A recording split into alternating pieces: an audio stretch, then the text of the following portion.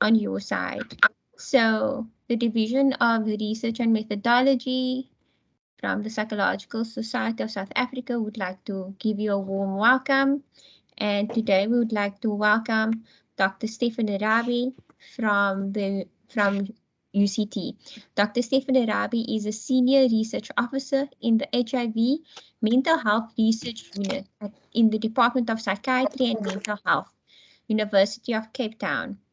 Dr. Rabie obtained his PhD in psychology in 2017 from Stellenbosch University.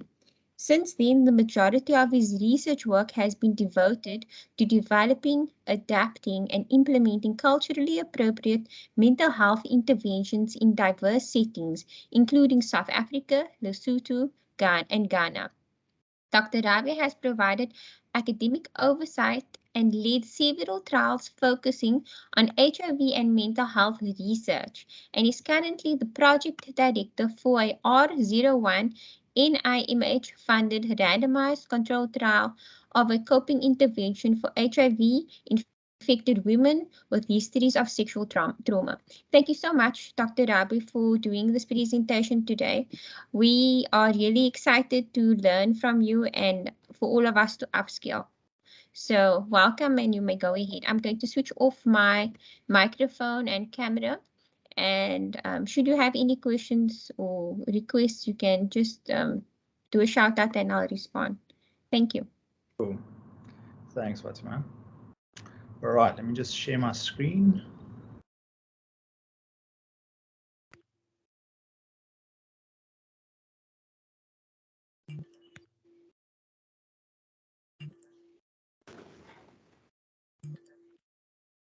All right, I hope everyone can see that. Please let me know if you can't. So thanks, Fatima, for the introduction. And yes, my name is Stephan Rabie. I'm a psychologist and senior research officer in the HIV Mental Health Research Unit. And I've got the pleasure today to host this webinar on conducting literature reviews in social science and beyond. So the objectives of this webinar are firstly to understand the purpose of a literature review. And although we have limited time, I'll briefly distinguish between different types of review you get in social science. We'll identify strategies to develop and organize a literature review, and go through some common mistakes when conducting a literature review. So most of us, whether you're an undergraduate student, postgraduate practitioner, or academic, at some point in our careers have had to conduct a literature review.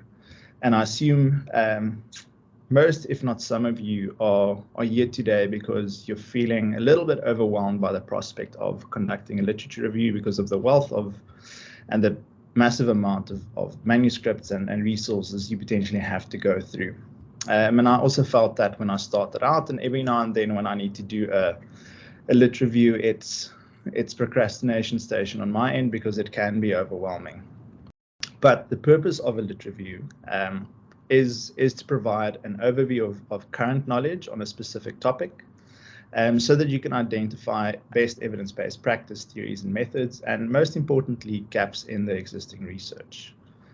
So although for some people it may be a laborious and tedious process, conducting a literature review is a crucial component of research, because scholarship is cumulative, right? So especially in the fourth industrial revolution, we see that knowledge is accumulated very quickly. The rate of publications on different topics of inquiry expands very rapidly.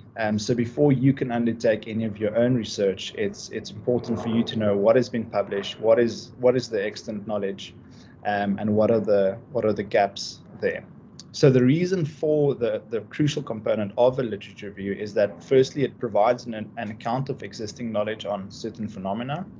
It determines the inconsistencies, gaps, or lacunas in a body of knowledge. It determines the need for replicating research in different settings and samples, and that's specifically relevant for our setting. We often have theories and interventions and methods developed in high-income countries in different cultural settings, and people assume it's applicable in other settings where often they are not. And also, it provides foundation for the development of hypotheses and methods in our own research. We draw inspiration from previous work that's been done, whether it was conducted properly or not. And as I mentioned, it is laborious, and some may say tedious, and for some students in the group, probably the bane of their existence, but it is essential. And hopefully by the end of today, at the end of this webinar, you'll have some structure and some strategy to approach this. So in a general sense, a literature review can take one of two overarching forms. The first form is it provides background to a research study, right? So this is the most common form where literature is reviewed for a journal article or a graduate thesis. So it's often the introduction to all the manuscripts that we've had to read for our studies. This form of a literature review often provides the basis for a researcher's own study. So if your specific topic deals with cross-cultural assessment, you'll review literature that pertains to that specific topic to support your own research agenda. Overall, the purpose of this type of literature review is to synthesize or summarize the literature relevant to the topic of inquiry, to secondly provide a theoretical foundation to a research study, and to finally validate methods that are used in a specific study. This type or this form of literature review will be the focus of this webinar.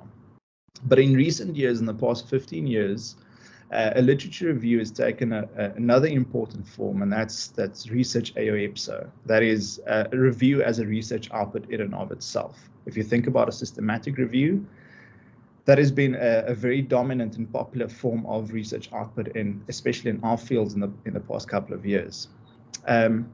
For this reason, reviews create a solid point of departure for scholars interested in a certain topic. So it collates important evidence-based sources into one resource, and scholars can consult that to see what is the current state of evidence base on a specific topic. Review articles also represent powerful resources for researchers and practitioners looking for evidence-based sources to guide decision-making and practice. And it's often highly cited and impactful in the literature. So before we start on the first form, I quickly want to distinguish and briefly review the different types of reviews that are popular in social sciences. And hopefully at the end, I could answer some of your questions pertaining to this, because it is quite brief, and I do offer some resources for further reading later on. So the first review is a narrative review, also known as a traditional review, which is associated with the first form that we discussed on the previous slide. And this type of review attempts to summarize what has been written on a certain topic, but it does not attempt to generalize findings or to generate cumulative knowledge from what is being reviewed. The purpose is to provide the reader with a comprehensive background for understanding current knowledge and highlighting the significance of new research. If you conduct a narrative review properly, often you can identify or substantiate why your research is important in light of what has been reviewed. Importantly, and I'm sure most of us have experienced this as well, narrative reviews can inspire research ideas through identifying gaps or inconsistencies in knowledge. And this often in turn is used to generate our research questions or hypotheses.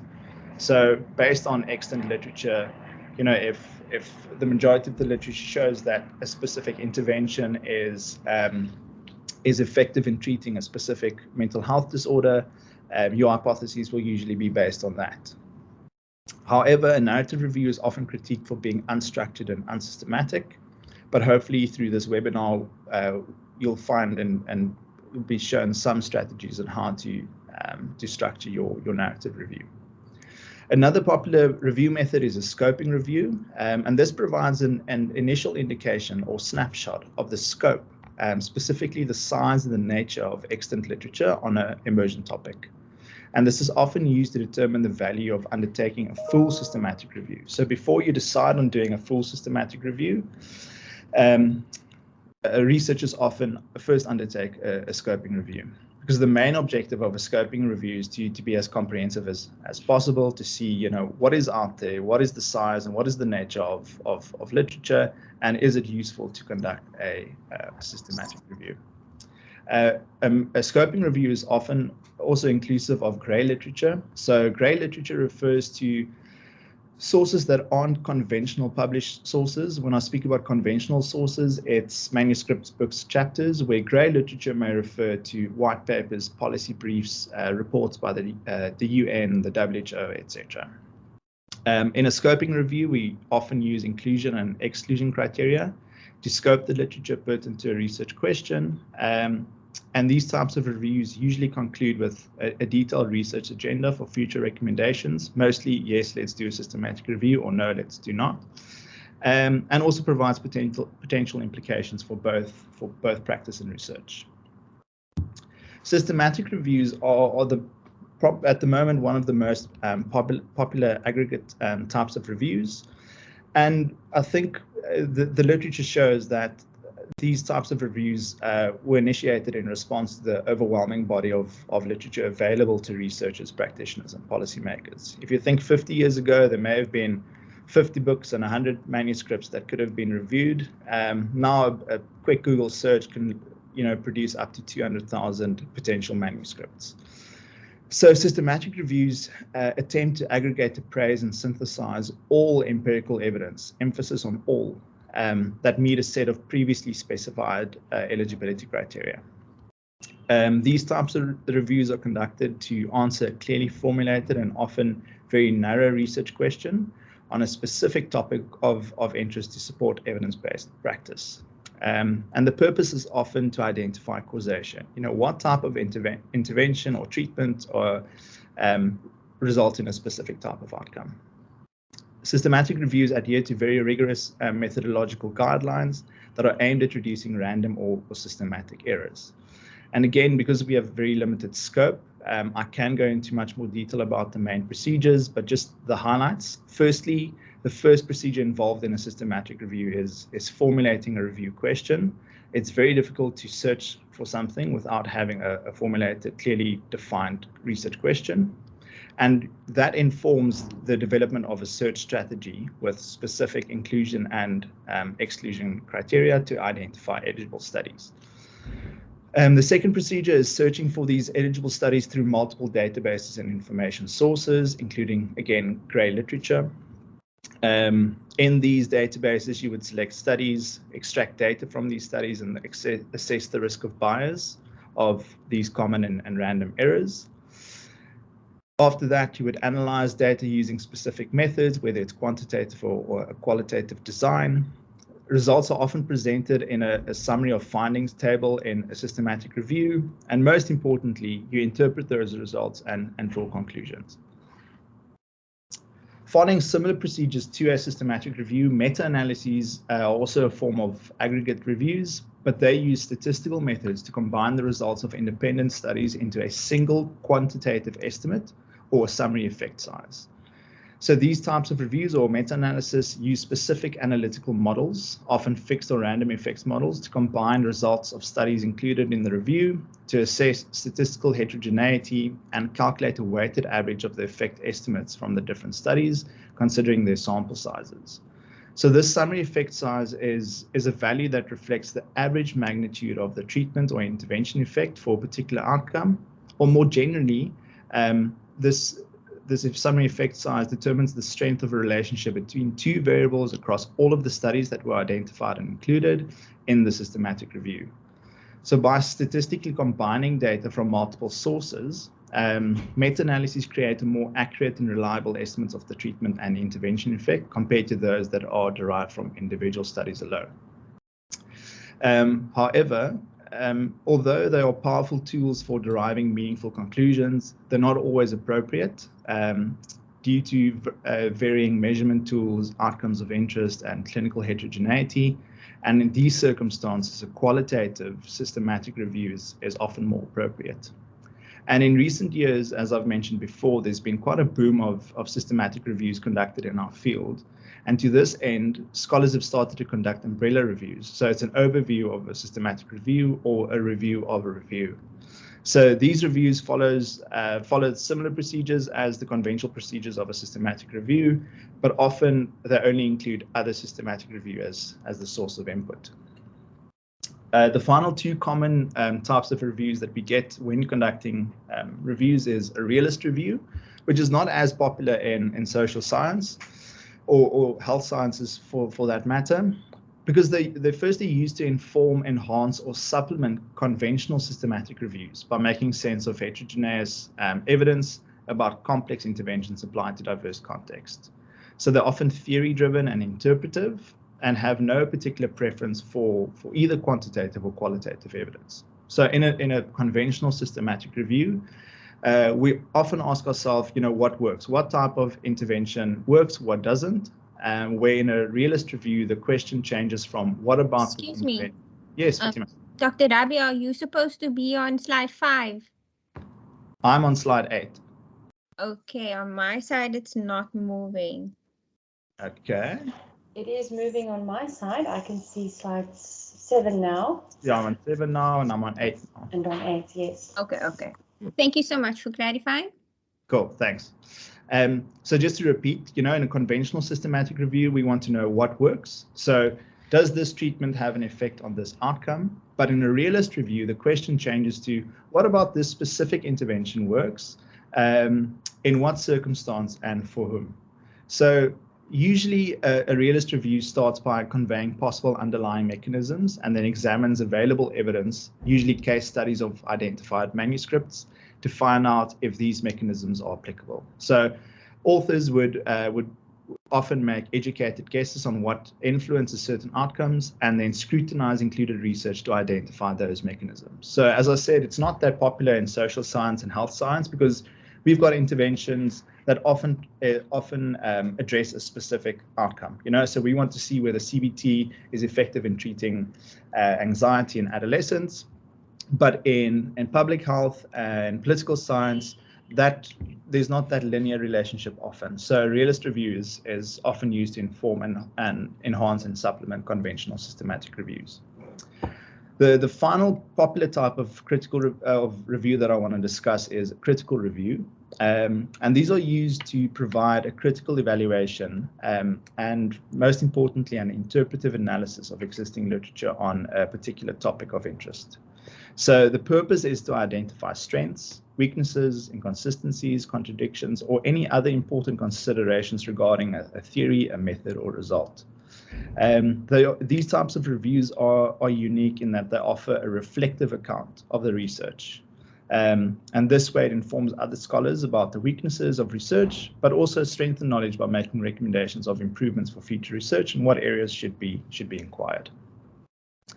So if you have got questions about these types of reviews, I'm happy to discuss them towards the end, but I would now like to move our attention to a structured approach to a narrative review or the traditional review. So in general, there are 4 key steps to conducting a traditional literature review.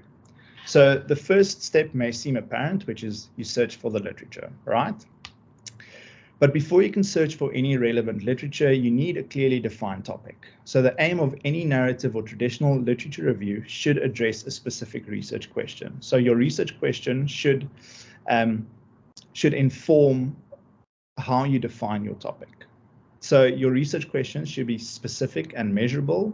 If your topic is too broad and not defined clearly enough, you'll struggle to find relevant resources, or you'll be overwhelmed by the output that you get on your different search engines. Conversely, if your topic is too narrow, you'll struggle to include any literature in your review. So an example of a well-defined research question is, what are the determinants of condom use among adolescent men and women in low and middle income countries? If a topic was too broad, the research question may be, what determines condom use, without specifying among whom, where, and other parameters like that. Too narrow would have been, what are the determinants of using pink condoms among Afrikaans-speaking men in the Bellville area of the Western Cape?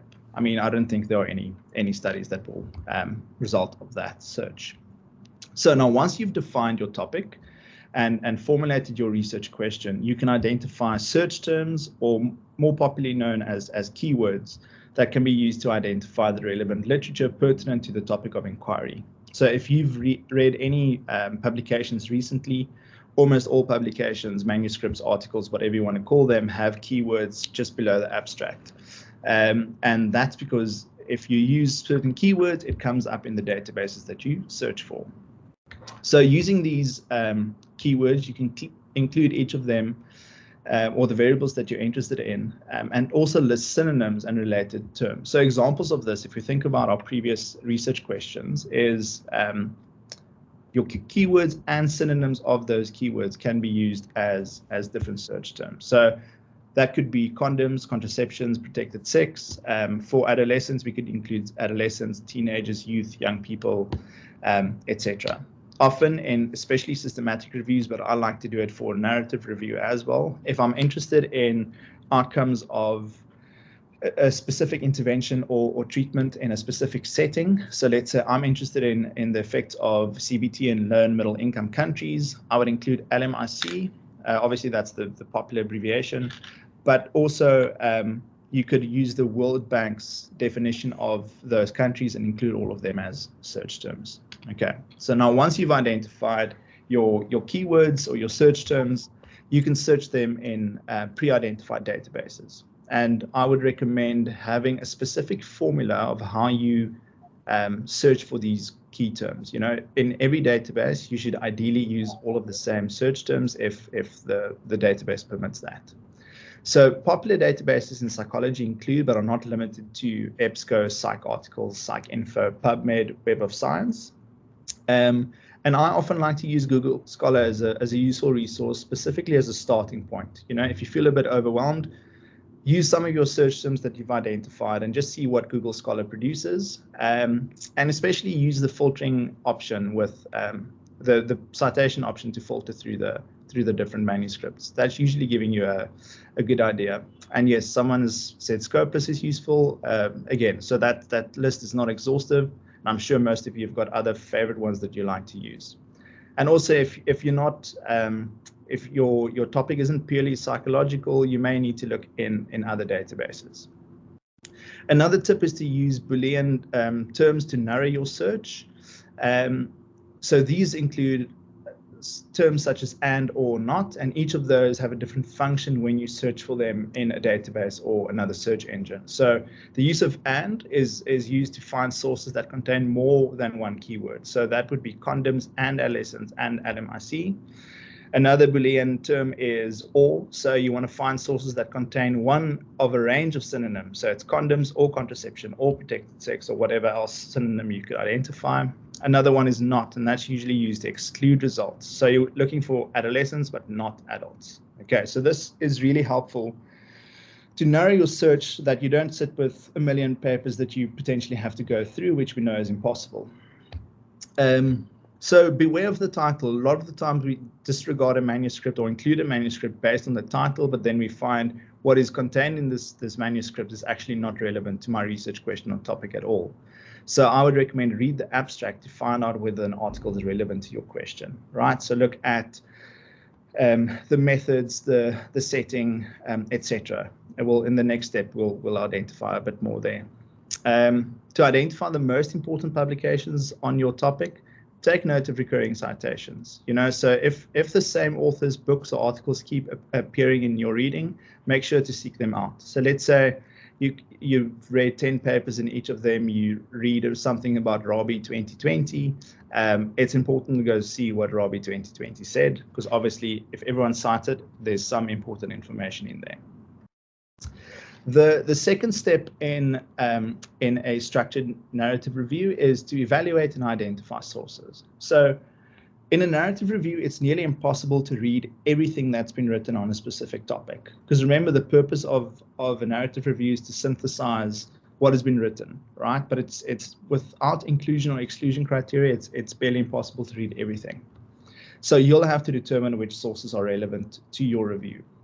So to evaluate the potential inclusion of sources or which to include in your review, consider asking yourself the following questions. You know, what question is the author addressing? So if you think about our research question of the determinants of condom use, among adolescents. If the paper is speaking about risky sexual behavior and substance use, it's unlikely that that is something that should be included, but obviously always consult the abstract first. So other things to consider is what are the key concepts and how they're defined? Do they align with your research question or topic? What are the paper's key insights and arguments, and what are the results and conclusions? Does the publication confirm, add to, or challenge established knowledge? That's really important because we often are biased towards what our own assumptions are on a specific topic. And when we speak about the common mistakes, we'll touch on how to make sure that you've got a well-rounded view of your literature review. Also, what are the strengths and weaknesses of research, right? So linked to that is it's your responsibility to include credible peer-reviewed resources. So it's probably not the best thing to include a manuscript where there's a sample size of 5 people and the authors generalize the findings to the whole population, right? That's probably just poor form, and it's your job to decide. It's probably not the best thing to include this, or at least critique that finding. So evidence constantly change, and your review should include the most current evidence and sources. So there is no set rule, and I think it varies from departments, supervisors, and scholars you speak to. But a good guideline is to include publications that are not older than 10 years. But it's also important to include seminal landmark publications. So these are papers with many citations or that change the landscape of the field, and that have recurring references in the other works that you evaluate. Remember, the purpose of this type of review is to summarize what has been written. So start by reading articles, chapters, and books that are pertinent to your topic that have many citations. Look at papers that have cited those resources and follow that trend, right? This will help you identify sources that may not be captured by your initial search, and this can also help you to narrow your own search terms or keywords. Another useful tip is to just consult the references or bibliographies of these sources that you've found to identify additional literature. The third step is to identify themes, gaps, and disputes. So as you review the literature, you'll start to identify certain themes, debates, and hopefully gaps in the knowledge. And your review should reflect this, right? So your review should include positive results, null results, and results that still need to be explored. There are also often pivotal publications or seminal publications that change your approach to a specific problem. And these types of publications and the effect on extant knowledge should be included. So considering the following in this step, right? So if you think about trends and patterns, do certain approaches become more or less popular over time? So let's say you're interested in the effect of different therapeutic approaches on depression. There may be early evidence that show that a specific therapeutic approach, such as psychotherapy, was effective. But in the past 20 years, for example, CBT is the dominant approach. So this is something that's quite important to reflect if the literature obviously shows this. Another thing to consider when you review your literature is to identify themes. You know, what questions or concepts recur across the literature? So if you think about cross-cultural assessment, a recurring theme since, you know, this has been a topic of inquiry is, does one measurement model apply in a different cultural setting, right? And that's been the source of a lot of graduate studies and manuscripts is, if I apply this specific measurement in a different setting, is it still valid? You know, so that's a recurring theme that's really important to review and helps you organize, as we'll speak in the next step. It's really important also to reflect the debates, conflicts, and contradictions. So where do sources disagree or agree? Is this difference across groups or settings? And that aligns with what I've said before. Finally, also the gaps, what is not addressed in the literature? You know, so from my own work, there's a lot of evidence on barriers to HIV medication adherence. We know why people drop out of care. We know why people are non-adherent, but there's very little research specifically in our setting on what are the motivators and the facilitators to medication adherence. You know, so all of the literature shows us, why do people drop out? You know, structural barriers, stigma, non-disclosure, etc. But we do not know why people return after they've dropped out, So that's a big gap that I'm currently addressing in my work. This third step in a structured approach to your traditional review is often useful to structure the write-up of your literature review. And also just to note that today's webinar is not on writing a literature review. That's a whole other skill set, and we probably need a whole another hour or more to focus on that. This is just to identify which sources are relevant, which should include, and how to do it in a structured and systematic way. The fourth step in a narrative review is to organize your literature. And there are various approaches to organizing a literature review. And it's always advisable to have a rough idea of your strategy of how you will organize your review before you start writing. You can combine strategies that we discuss below. So, for example, your review can be presented thematically, with each of these themes discussed chronologically. Right, so let's go over 4 common ways to organize your literature. And again, there are other ways that may be pertinent to your topic that can inform the way that you organize your review. So firstly, the simplest way is to organize your literature review in a chronological order. That is, you follow the development of a topic over time. So you try to analyze patterns, turning points, and key debates that have shaped the direction of extant knowledge. But must make sure to provide your interpretations of how and why certain developments occurred. We don't want to see a shopping list of sources. You don't want to say person A said this, and then person B found that, and person C found this. In all honesty, I don't think any reviewer ever cares when you do that. So that's something we should definitely avoid. And the best way to avoid that is to provide your own interpretation of why this happened and why this is important that you are reviewing. A second common way to organize your literature review is using a thematic approach. So it's very common, and as you start reading, you'll start identifying recurring themes in the literature. So your review can be organized into subsections that address different aspects of the topic. So let's say your research question is what determines inequalities in access to healthcare. The key themes that may emerge from the literature is that healthcare policies are disparate, there are language barriers, there are contextual challenges, and economic access is another determinant. So your literature review can be organized according to these subsections or themes. So if you have identified 50 papers and 20 of them speak about how language is a barrier to that contributes to inequalities to access to healthcare, you will discuss that in a specific section, whether it's a paragraph, a few pages, or whatever. And then you follow that based on what's the most appropriate to organize based on these themes. The third approach to organizing your literature is using a methodological approach. So it's for this type of review, for a narrative review, it's advisable to look at emerging results in qualitative versus quantitative research. Especially if you're an honor student or master student, it's often very difficult to compare qualitative and quantitative results in like the same section. Often reviewers critique if it's not done properly that it's not seen as comparable results. So the best thing is to compare the qualitative results and the quantitative results separately. You could potentially also discuss how the topic has been approached by empirical versus theoretical scholarship. So what do the experiments show versus what do the theories address? Or for sociology, for example, you can divide your literature into sociological, historical, or cultural sources. We don't often do that in psychology.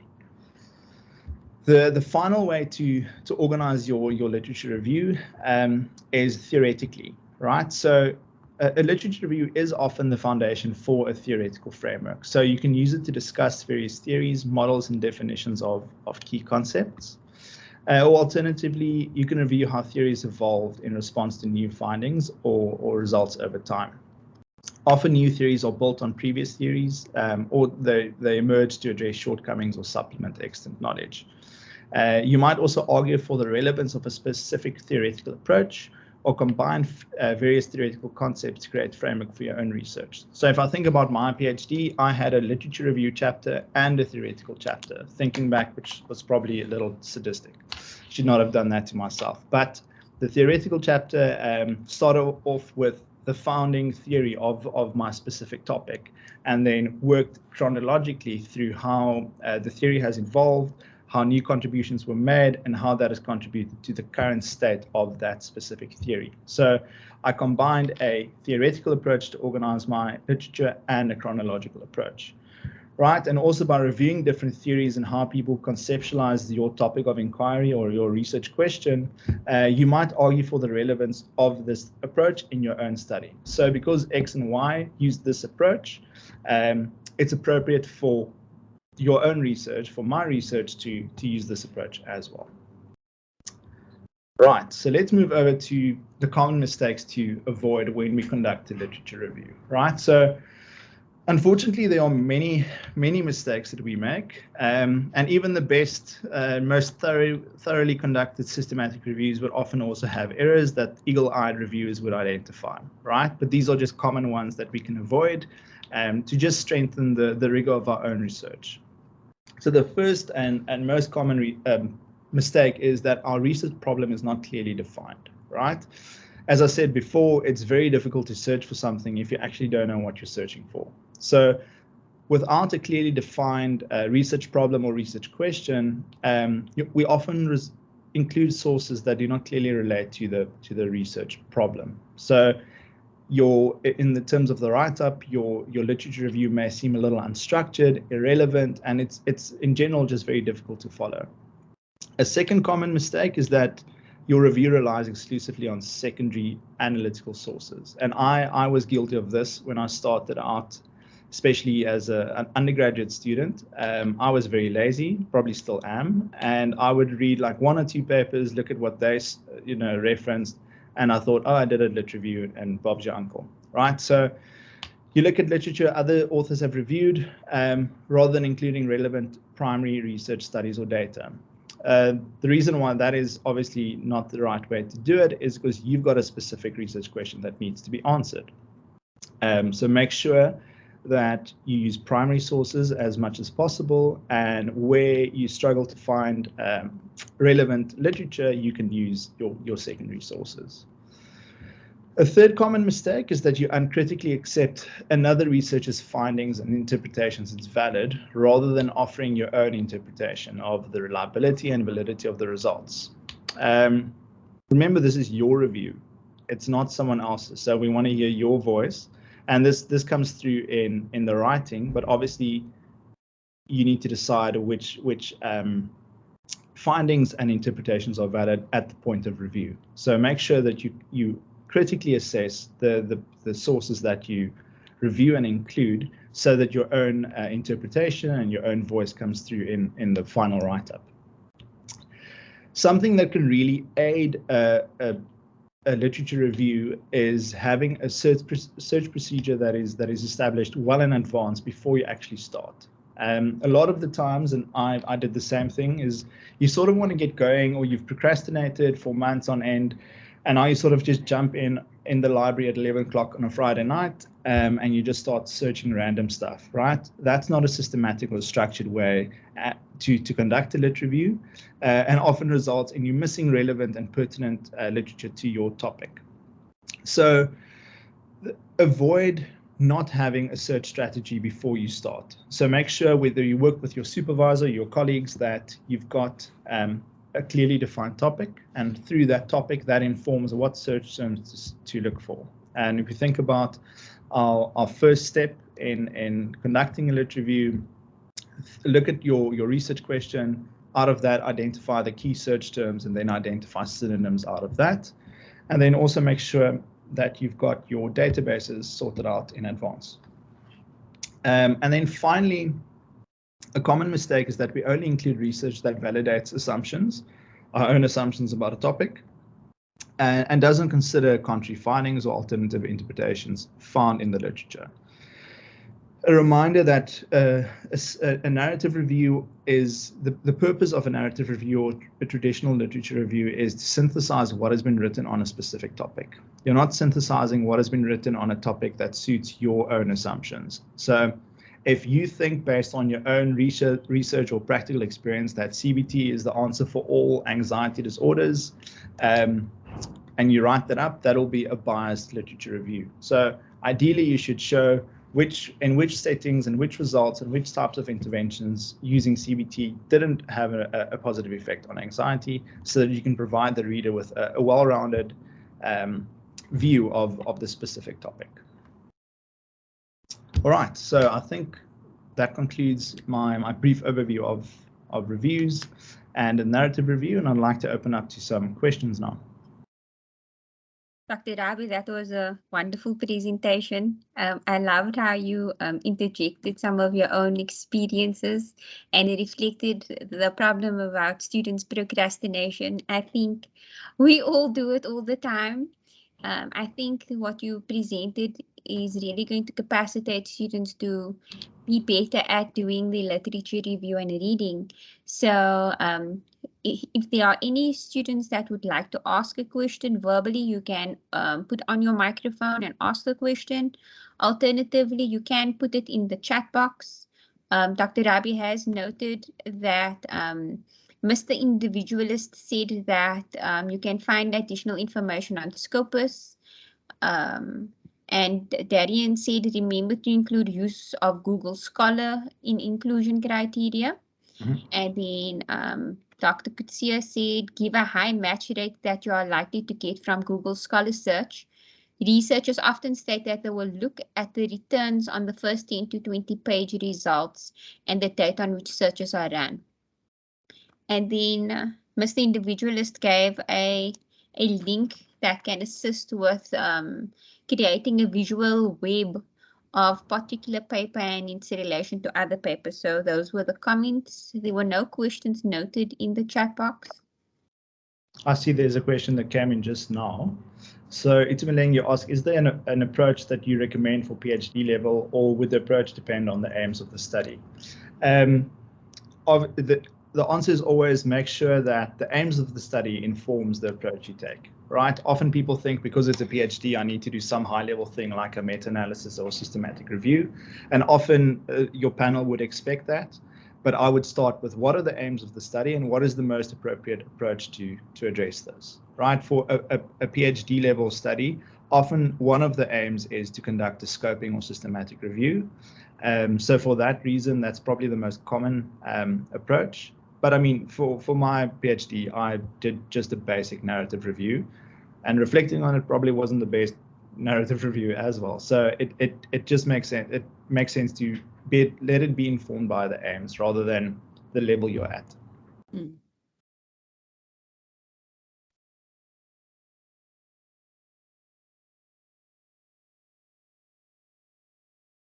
Cool.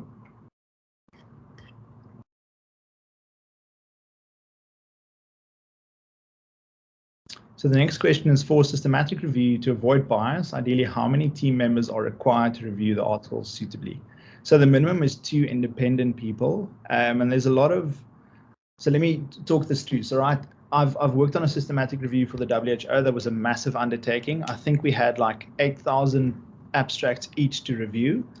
And we were paired up in teams of 2 with a 3rd independent reviewer to resolve any inconsistencies or potential bias. So definitely start off with 2 blinded reviewers.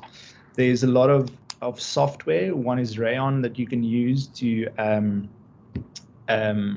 sorry, I lost my trail of thought. Rayon that you can use to include papers independently. That way people don't, your other reviewer won't see how you assessed or extracted certain data.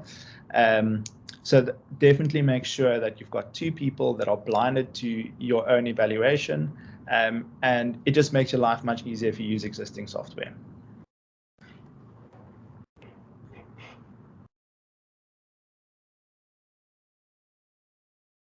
Dr. Kutsia, I saw you raised your hand. Would you like to make a comment? Yes, thanks, Fatima. Thank you, Stephan. This has been very, very helpful. I wondered, Stephan, what your thoughts were on, so often when students are writing up the thesis at the end, of course, they've got to update their literature review just to add in some more recent literature. I wondered what your thoughts are on, and from your own supervision experience, about the extent to which students need to align their review to what may have come up in their results, and how that then aids towards crafting of the discussion section of the chapter? Yeah, that's a great question. Thanks, Bronwyn. So often students that I supervise are so fatigued at the end of their master's or PhD that they say, I don't want to look at that chapter ever again, right? So they're reluctant to go back and change any of the literature. But it is advised that, especially if you think about a PhD, can be anything 3 to 5 years. And at the rate that we're doing research right now, it's advisable to update with any recent evidence that may contribute, because you don't want to get a review back to say, well, you missed this finding that addresses your study directly. You know, that's obviously a big no-no. However, I do think I know of other students who leave the literature review to be written after they've collected their results, which I'm not always a fan of, because I think you need to structure your research question, the aims of your study, before you collect your data. That's good scientific practice, right? So there should be at least an outline of what your literature should look like before you start collecting your data and analyzing your results.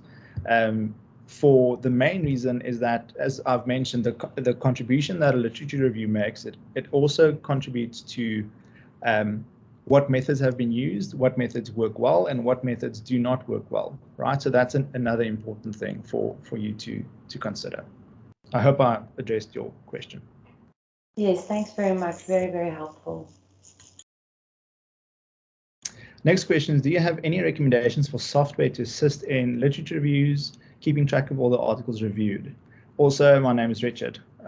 Okay, cool. Hi, Richard. So I think someone commented, yeah, Bronwyn commented Mendeley. I use Mendeley, but there are other ways to keep track. I believe the most recent version of EndNote also has that, but I'm just a fan of Mendeley because it's free and easy to use.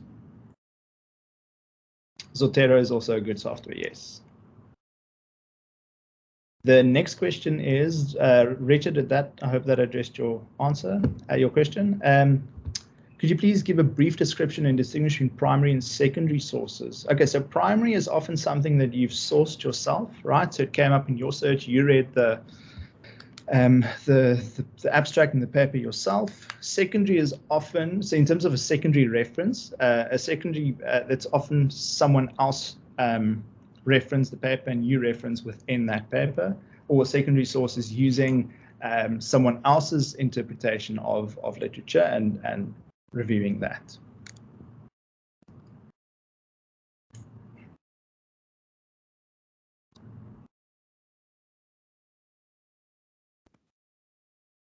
Okay, I see other people say that they've also used Mendeley. Yeah, it is nice to include. Rabie, I just wanted to find out from you, when you compile your table for your systematic review, how do you do it? Because there's so many different ways that people compile this table. Also, considering you said you worked on the WHO one with 8,000 references, how did you track all that references? If you can maybe give us some insight, I'd appreciate it.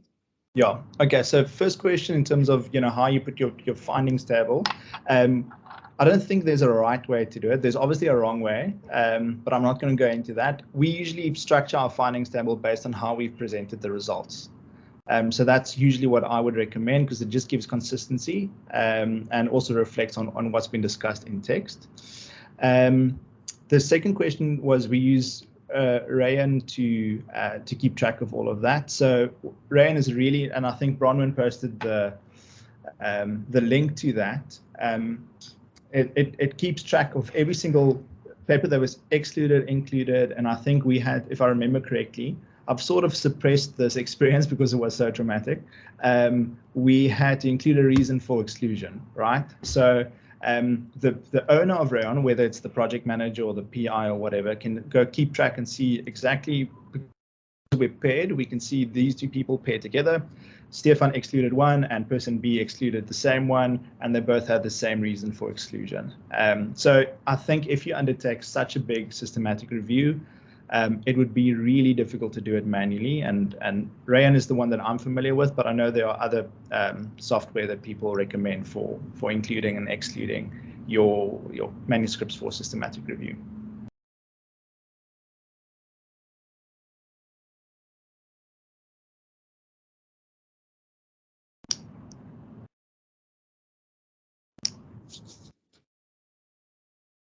We've got 10 minutes left. If I may ask one more question. You say students should insert their own interpretation of what it is they are reading and not write summaries. And I find students write summaries. How would you give a practical example to demonstrate this to a student? Sure. So my PhD is I developed a inventory in an African language based on a theory that was developed in the States. Previous research in the early 2000s in South Africa found that this theory is not relevant in our setting, right? And that specific paper that made this conclusion assessed also speaking and Sotho-speaking South Africans in English without any consideration of how language affected assessment, right? So the result of the study was John Holland's theory is not viable in South African setting. My interpretation was, well, is it, considering that there were unfair testing practices? So you review what's been found, but then you critically assess what's actually wrong with this paper, were there any methodological concerns, and include that in your review. Another example would be, there's a specific study that found that CBT is effective on treating depression or anxiety or whatever, but maybe the sample size is only 10 people, and it's mostly people from one specific university, right? That's not something that's potentially generalizable and helpful. So critically analyze, specifically using the methods, look at the design, look at the sample size, look at who the participants are, and whether that is actually telling us something. I concur with Itumeleng saying that the session has been extremely useful, and Darian is saying that your insight is really brilliant. So yeah, thank you so much. Cool. Any other questions or comments?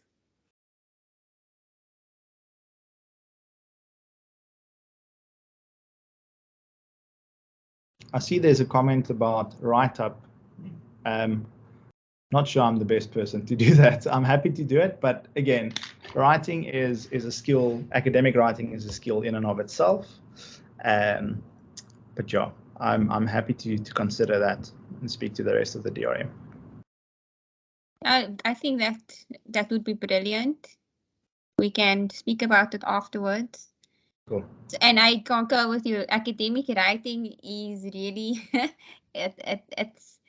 it's not about English language writing. It's about writing for an academic audience in the field that you're writing in. So that's a totally different ball game. So yeah. It's something you acquire over years, unfortunately.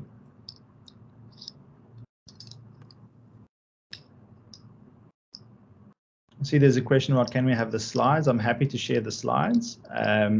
But Fatima, I believe that the recording is also on the YouTube channel, right? So they could also look at as soon as we are done with the presentation, I will wait for Teams to configure the presentation, download it, and then we will upload it onto the SAISA DRM YouTube channel. You will find all the relevant presentations for the past few years that we've been running these webinars on the website. I will copy and paste the link for to our YouTube channel now into the chat box. Just give me a second. Paste. So that is the YouTube channel. We also have a Facebook page, so you are welcome to like our Facebook page. We put all our announcements on the Facebook page to give practitioners and students access to all resources. We would like to welcome all students to join SAISA at 60 Rand as a student. So that's quite cheap for the quality of work that you get. You also are able to access the journal and other professionals in the field. So yeah, please find the YouTube and Facebook documents attached. And thank you for the reference list. Cool. Yeah, so these are just some helpful references. as a starting point, and then use the tips we spoke about to find more.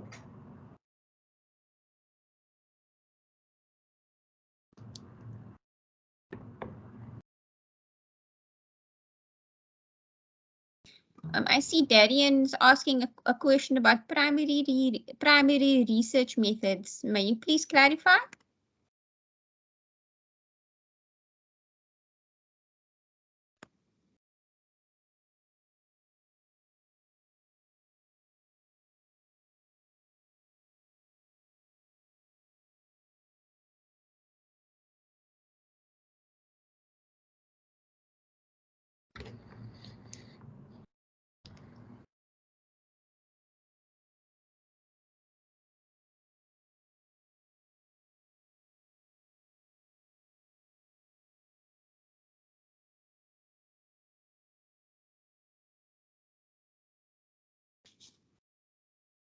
Okay, so I see Darian's request is directed at the CISA DRM members. So Darian, we're taking into consideration your request, and I will bring it up with the DRM executive to possibly do presentations on primary research methods. Okay, you're asking for things such as interviews and focus groups. There will be a presentation by one of our DRM members on focus groups. Just pull up the schedule for 2022 if you give me a minute. Okay, so we will be doing in July effective focus groups and interview methods. In August, we will do qualitative data analysis. And then we will do quantitative data collection methods by Dr. Hasim, and qualitative data cleaning, descriptive analysis, and inferential analysis by Alron Foten. So there are a few presentations that are coming up that will address some of your requests, namely in relation to focus groups. However, we will only, as a DRM, be able to do one webinar per month, considering the capacity within the group. So I hope that answers your question. Is there any other questions in the group? Okay. Right, so that is 2 minutes left. Any last minute people who want to ask any burning questions?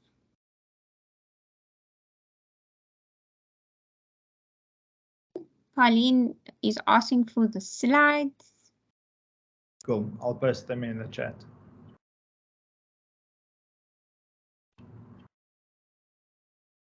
As soon as I figure out how to do that. Cool. What you can do is you can email them to me. I've downloaded the attendance register for the presentation. Let me just check if I have. No. The people that want slides to be emailed to them, can you please put your email addresses in the chat box? Then after this, I can copy the email addresses and send you the slides individually.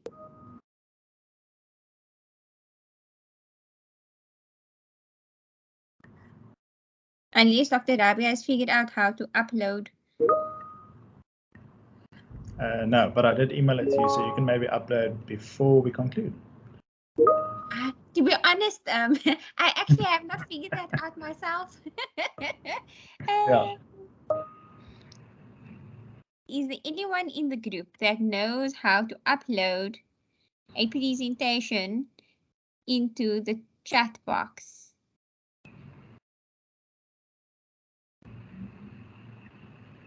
Oh, I found it. I figured it out. I can send emojis, but that's about it, it seems. Okay. Dr. Rabie, did you send it to my fatima01peters@gmail.com email? No, I think I sent it to your university email, but I can just respond Okay, to the got email you it, sent this morning. Okay, cool. Okay. Oh, it's wonderful learning new things.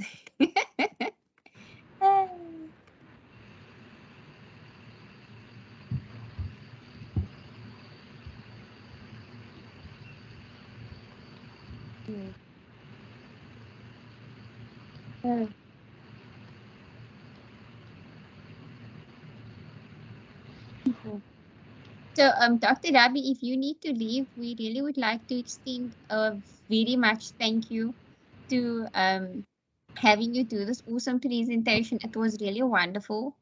I think that everyone in the room today really has appreciated what you were discussing, and your insight has been really useful.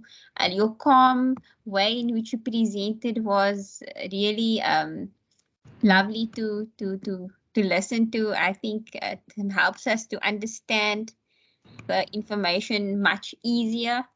So yeah, it was really lovely listening to you today. Cool. Thanks, Fatima. Thanks for the opportunity. And I've shared the PowerPoint.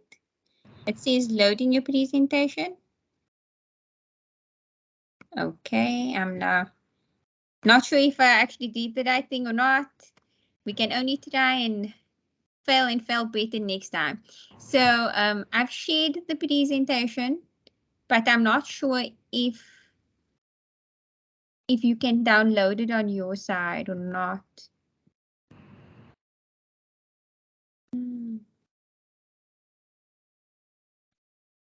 Microsoft Whiteboard, PowerPoint Live.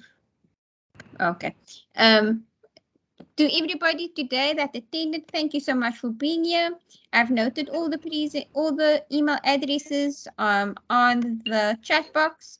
Unfortunately, I thought that by going on to share and then clicking on PowerPoint Live, that I would be sharing the presentation slides. Unfortunately, that is not what you would use, so that didn't share the slides. So let me just see one more thing. Copy.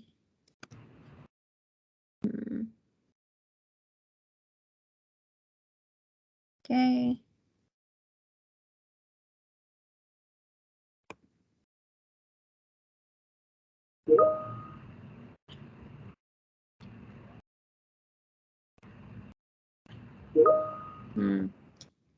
Just people, I will email you the slides, I promise. Thank you so much, Dr. Rabie. I release you to go and do some excellent work that you're doing. Thank you everyone for being here. Thank you to the DRM team for being here, and thank you everyone for your support. Have a great day further. Bye. Bye.